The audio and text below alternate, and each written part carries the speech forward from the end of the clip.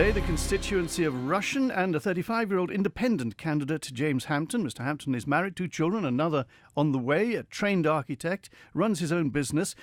Good morning to you. Good morning, Welcome John. to the studio. He says that he's entering the political arena to try and improve the prospects for my children on the Isle of Man. Children growing up here can expect a pretty good life on this island, can't they? Yeah, they can. It's just what the future holds, which seems pretty uncertain at the moment.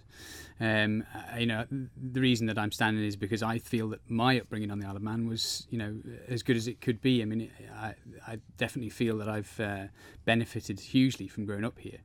And I think that's... But you still feel there are things that need altering. For instance, you want a clean slate review of health and education, which would imply that you're not at all happy with how they are at the moment. I think that in general, public services are under threat. I think my perception is that the majority of people would see that especially over the last 5 years, public services, particularly health services, have really started to feel the bite of cuts. Well, let's go to the nub of your election campaign, which is direct democracy. Yeah. It's something which is your rallying cry. In simple terms, and please keep it simple, what is direct democracy? It's giving the population the chance to decide, basically. I think at the moment, we saw with the Lisbon Review that, the Lisbon Review could be perhaps summed up in 2 short phrases. The public is on a blind date with their government, which I think came from Mr. Roden, and steamroller government. And if you put that, the whole review can be summed up in those 2 little phrases. And I think that, giving people the chance to actually have a say on the political direction of the Isle of Man is key. Are you saying that all key decisions should go to, in effect, a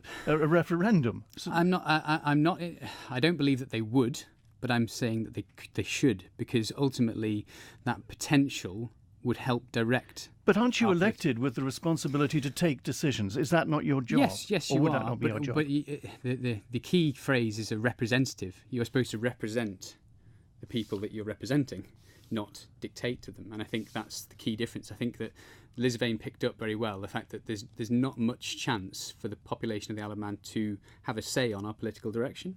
And I have quite a lot of concern about our political direction at the moment, because the model that we are chasing does not support the standard of living which we have achieved.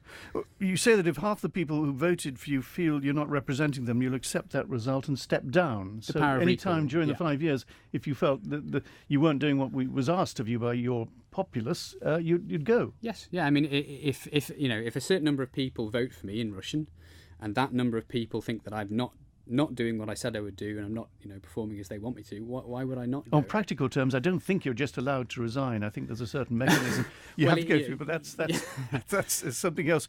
Every action will be recorded and published. Every decision will be open to debate and vote. It's going to make life very complicated for you, isn't it? Well, we have to look at this pragmatically. At the moment, we have a population who I feel are largely disengaged. And, politics, there's a core of people who are quite interested in politics locally, and there's a large number of people who But will are this re-engage them? It's an attempt. At the moment, I don't see any other attempts to re-engage them, and I think that political engagement is key, because if you look at any society across the world, and there's reams of data on this, there's a direct correlation between political engagement and the standard of living. If you don't have political engagement, it's no surprise if your standard of living... One larger question, you say that smaller jurisdictions like Iceland have done well with more independence. Of course, Iceland ran into great trouble with their financial sector, didn't they? They did, and they've also had the strongest recovery. So you cite that as something that we could look at and follow? It's something that we should certainly be considering in the aftermath of Brexit, when we don't know what the UK, how the UK is going to fare, and our strong connection to the UK.